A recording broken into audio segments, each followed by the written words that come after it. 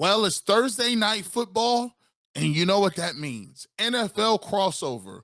We take you behind the scenes and prepare you for the Cleveland Browns versus the Pittsburgh Steelers Thursday night football from First Energy Stadium. We'll talk to Chris Carter from Locked On Pittsburgh Steelers, as well as Jeff Lloyd from the Locked On Browns podcast. It's a special edition of Locked On NFL crossover happening now.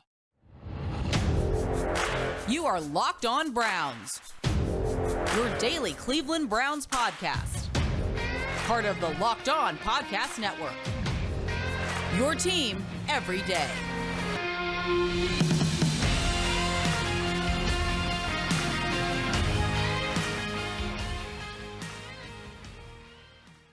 And welcome to the NFL crossover episode here. We're doing crossover Wednesday here, speeding it up a little bit for Thursday night football so we can get you an early look here. I'm Chris Carter of Locked On Steelers. He's Jeff Lloyd of Locked On Browns, and we're breaking it down here for all of you AFC North fans who want to get a preview of this battle. Today's episode is brought to you by LinkedIn Jobs. LinkedIn Jobs helps you find the candidates you want to talk to faster. Post your job for free at linkedin.com/LockedOnNFL. Jeff, how you doing, my man? Chris, it's been a while, man. Obviously, always a good time as we sit down here and do this. I mean, this rivalry is, it's one of the best in sports, even, at times it's been very, very, very lopsided, as many people know. But look, it's Thursday night, all eyes on it. So, it's going to be a fun night. A lot of new names that will be introduced to this rivalry come Thursday night. As maybe the first time, the Browns in like forever have not seen Ben Roethlisberger quarterback this team.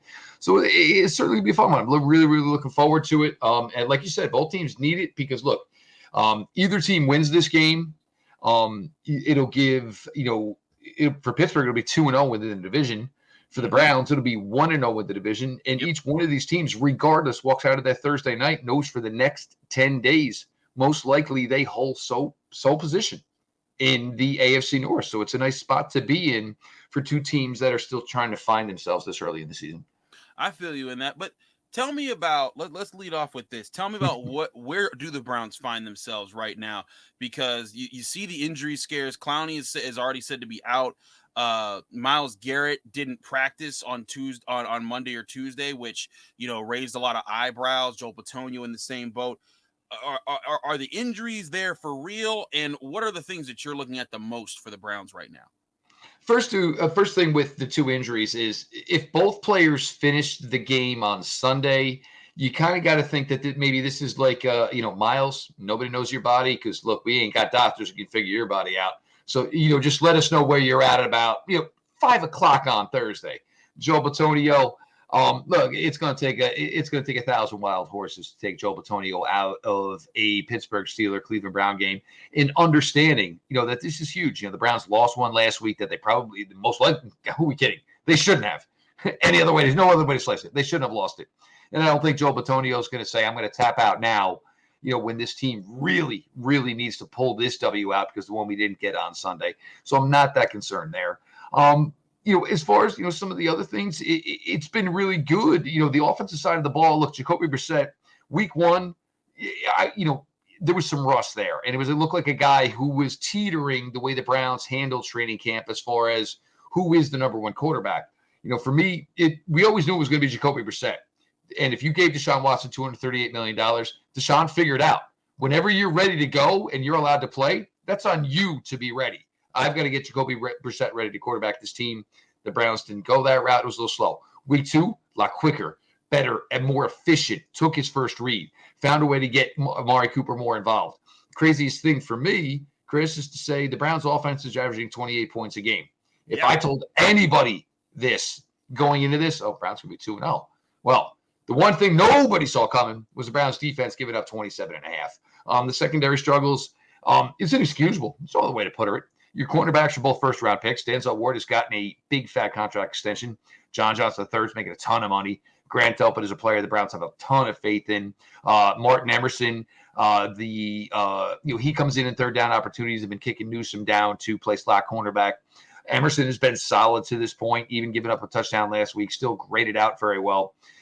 It's inexcusable. It's way too much invested. And Chris, there's no excuses. It's not a new defensive coordinator. It's not a new scheme. It's not a new DB coach. It's really not new participants. There's no excuses for this. I feel you. I get the sense that, there's a bit of impatience, not impatience, but I guess of like thin patience for some of the guys that need to deliver. You pay a Denzel Ward, you pay a John Johnson, you need that group to carry. And you need, when you're missing the guy that you paid a lot of money, Deshaun Watson, you need guys to step up and carry your team, just like the Steelers need guys to carry while TJ Watt's out.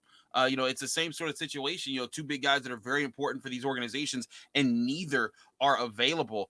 So I feel you on that entirely.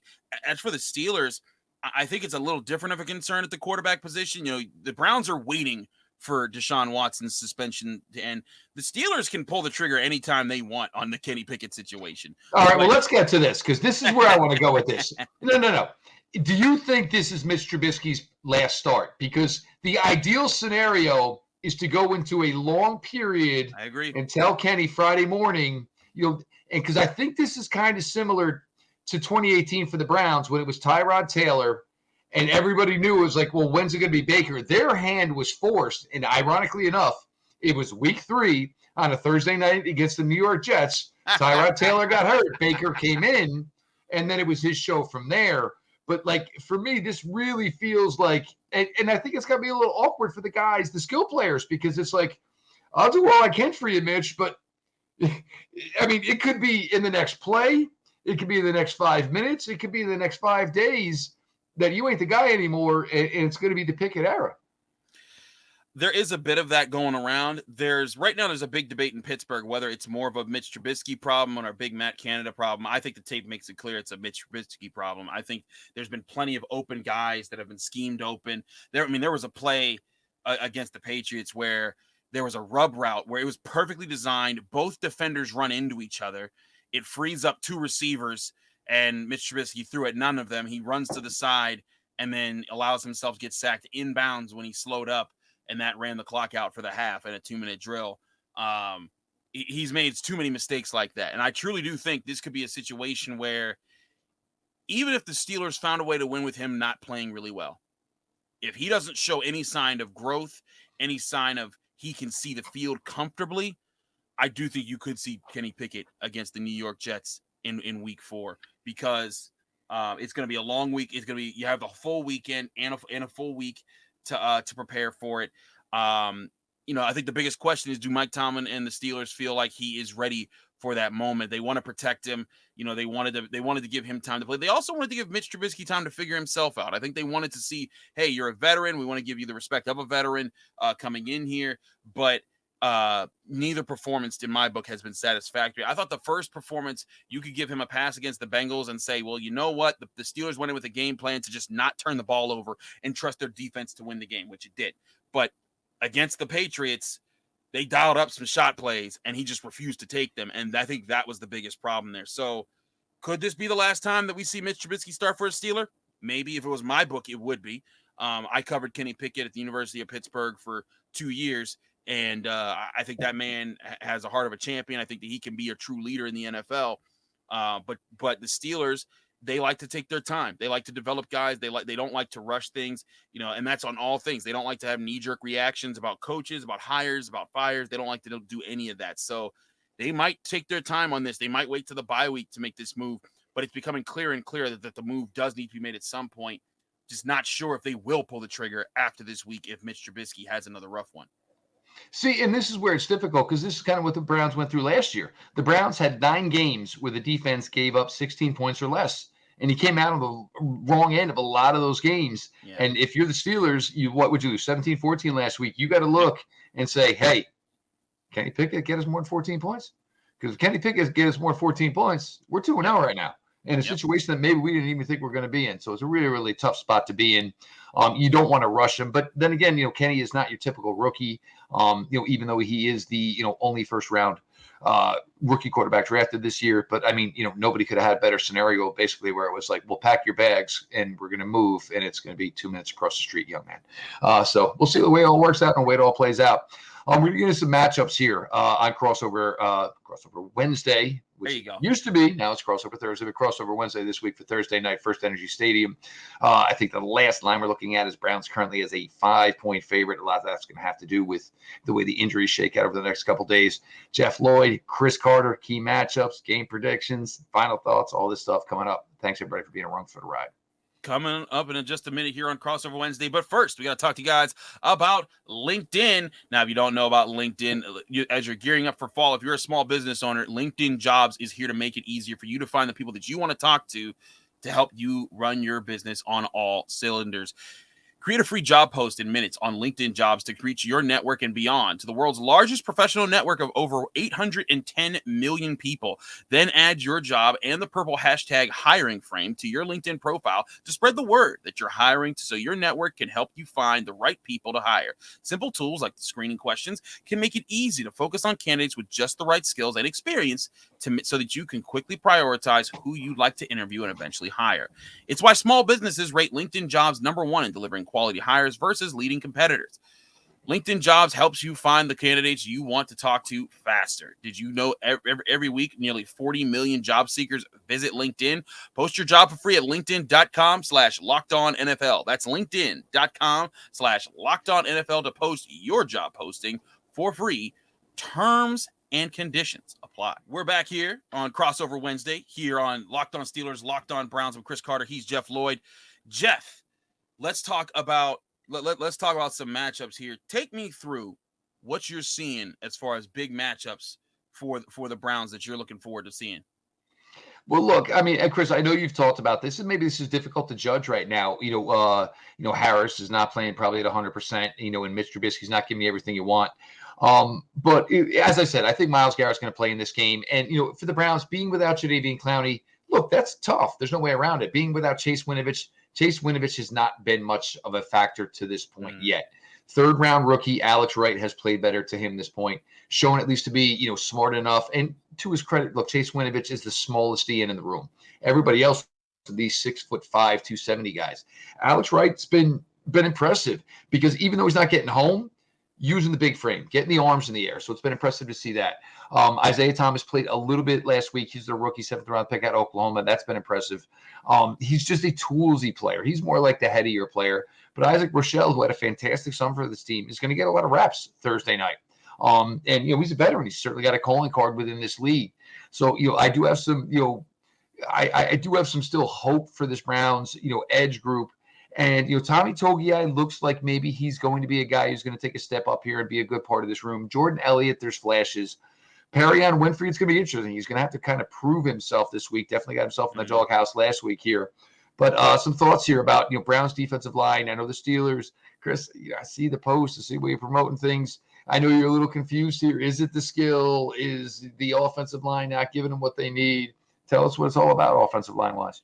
Offensive line-wise, I actually say they're ahead of where I projected them to be right now. Pass protection-wise, they are doing a really good job giving Mitch Trubisky a pocket. He's even said he's taken 3 sacks so far. He puts them all on himself, and rightfully so. He ran into all of them. Against the Bengals, his only sack was when he ran out of bounds when he had 3 yards in front of him that he could have just easily gotten more positive yardage on. But I think pass protection wise, they're communicating, they're picking up blitzes. The Bengals try to send a lot of stuff at them. They picked it up. The Patriots try to send a lot of stuff at them. They picked that up. The biggest thing is I think they need to improve in run blocking.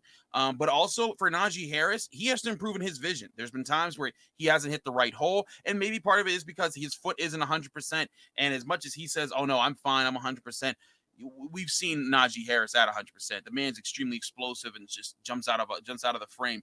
And you can see that there's a bit of a limitation there on him. But he's confident enough to be on the field. So I think that the offensive line is for the Steelers. It's not the weakness that people thought it was. I think it's still not a strength, but the pass protection is holding up. And I do think there's going to be a big question. Can Myles Garrett exploit Dan Moore Jr.?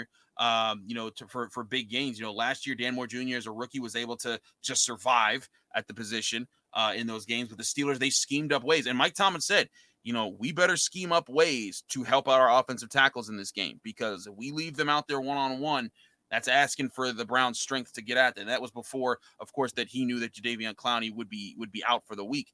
But still, Myles Garrett, one of the best players in the NFL. You got to respect that. And I think the Steelers do. You'll see them counter that. On the flip side, I think a major matchup for the Steelers is just that their defensive front versus the Browns' offensive line, and specifically Nick Chubb and Kareem Hunt, because I look at the Browns' offense. Jacoby Brissett is fine to manage a game when there's balance there, when there's opportunity there. But, if you're the Steelers, you want him to beat you by himself. You don't want him to come off play action and have your linebackers thinking. You want to take away Nick Chubb. You want to limit him. You can't, last week the Jets found a way to win. But Nick Chubb had 3 touchdowns. If Nick Chubb has 3 touchdowns in this game, the Browns are going to win. The Steelers have to find a way to limit him. They did a great job shutting down Joe Mixon in the first week. They were doing a good job taking out the Patriots until that final drive when the offense just kept putting them back out there, and eventually they got tired. TJ Watt may not be in there, but Cam Hayward still is. Larry Ogunjobi is there on the team. Alex Highsmith is there. Malik Reed is fine. And both Myles Jack and Devin Bush have played well. Devin Bush was noted for a foot injury, but now he was a full participant in practice on Tuesday, so a good sign for him. If that run defense unit holds it down, the Steelers secondary is experienced and talented enough to make it so that Jacoby Brissett is going to have to be accurate and consistently accurate all throughout the game to move the ball down the field. That's why I truly think this comes down to, the Browns have a talented offensive line. Can they control the line of scrimmage? Can they give Nick Chubb free room to run? If they do, that I think is the Browns' biggest weapon in their favor. If they don't, I think that's the biggest thing the Steelers defense can use to kind of set up tougher situations for Jacoby Brissett and maybe force him into some tough mistakes. Well, the first thing with Jacoby Brissett is, look, he found his way with Amari Cooper, which was huge. And, they literally sat down after week 1, and it was like, Jacoby's like, all right, well, when do you need the ball delivered? Because, like, all over week 1, the tape was Amari Cooper was open all day long. And Jacoby Brissett wasn't able to process it fast enough. So they did a much, much better job. 9 targets on Sunday, 9 for over 100 and a touchdown. That's what you're looking for. This is why you made the move to bring in a player like Amari Cooper. The Browns running game, the entire key is your edge play versus either the tight end or the tackle. Are you getting hard and aggressive to that outside shoulder? Because the sooner the running back has to start looking for the cutback lanes, the better the chances are for the defense to stop it. And the Jets were pretty good with it early. But Coach Stefanski, basically was able to counteract that. There were screens to Njoku. There were screens to Chubb. So, yes, everything's going to the right, but we're going left. So now you got to start playing a little bit more disciplined. And then once Jacoby Brissett was able to kind of find a zone, what do you have to do? Then you're not going 9 in the box. Then you went 8. Then you went 7. And that holds the cards for the Browns every single time. The key is going to be for the Browns establishing passing early and getting positivity out of it. Because once you do that, you can't commit that many players to the run.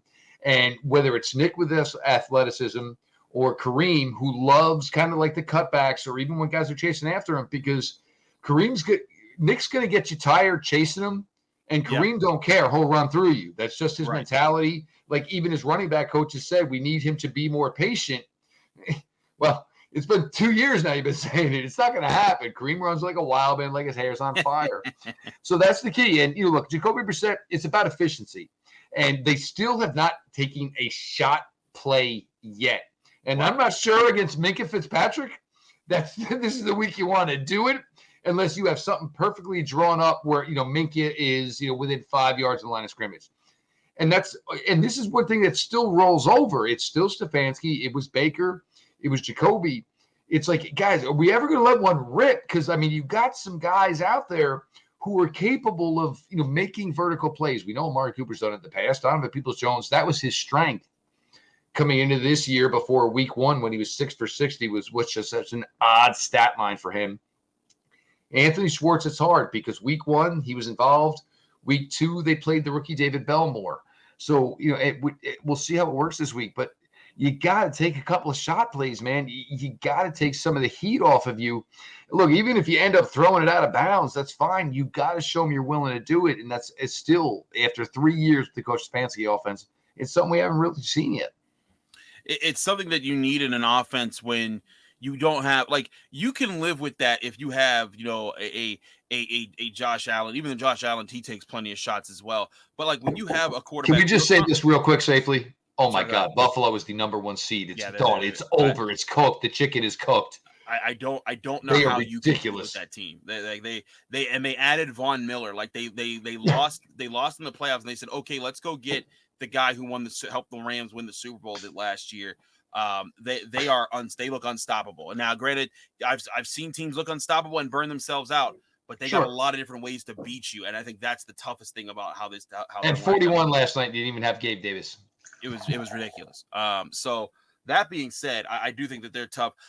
I guess my other question to you, Jeff, about the Cleveland defense, this secondary, you talk about how it's no excuses. They need to communicate, but what is going on with this group? Because Grant Delpit, once upon a time was talked about like he was going to be a top 10 pick. Denzel Ward is a top 10 pick. John Johnson is a guy you guys paid for. Greg Newsom's a first. What is the thing that's blocking this unit from being a top tier unit?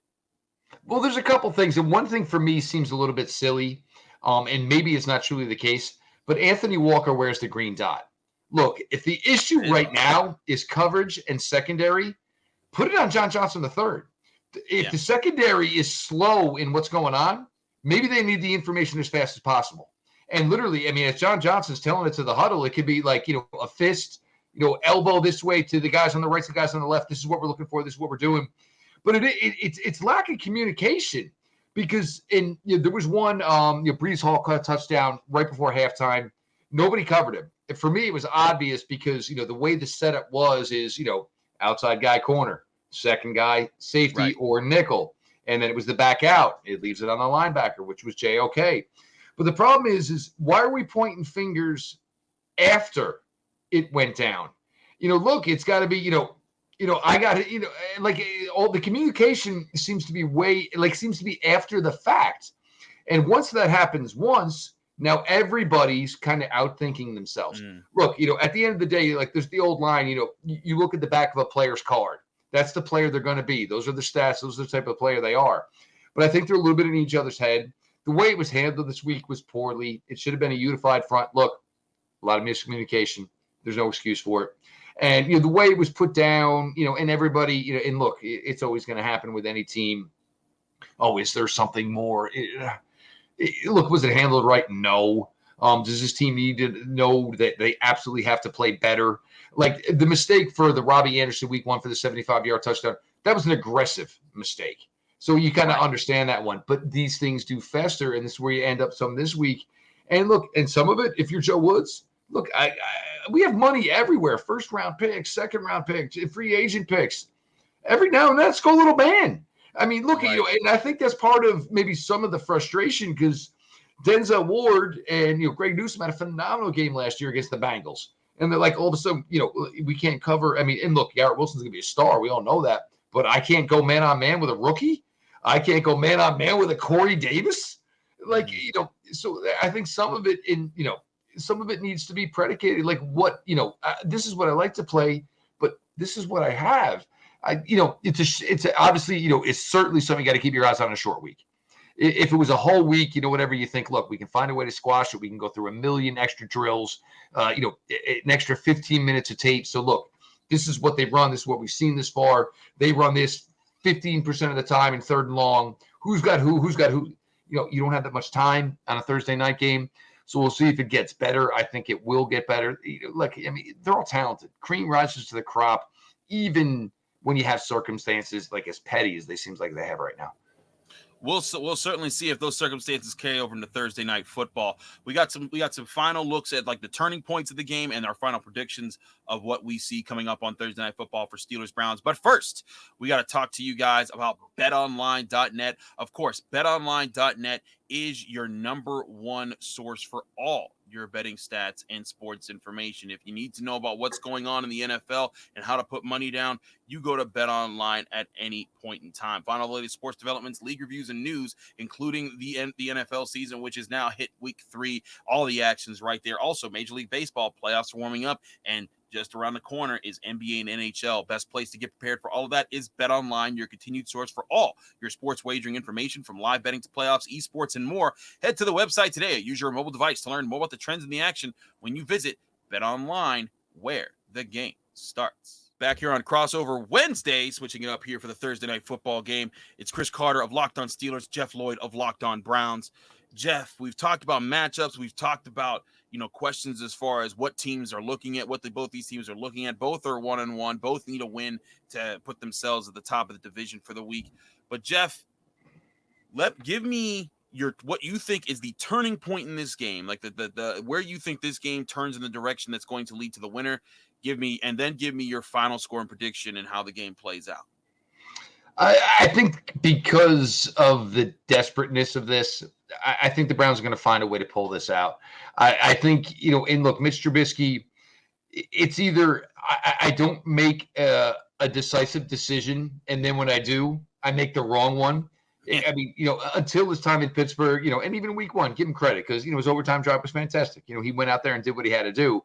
But, at the end of the day, like I was saying earlier, the back of your card is the back of your card. And Mitch Trubisky, and look, I even think Mitch knows. It's like, well, wait, I'm still the guy. Like he knows it's only a matter of time because now this is going to be the career for Mitch Trubisky. I think for the Browns also, they're going to find a way to, that run game. And this is where it's tough. And for both defenses are going to have this issue.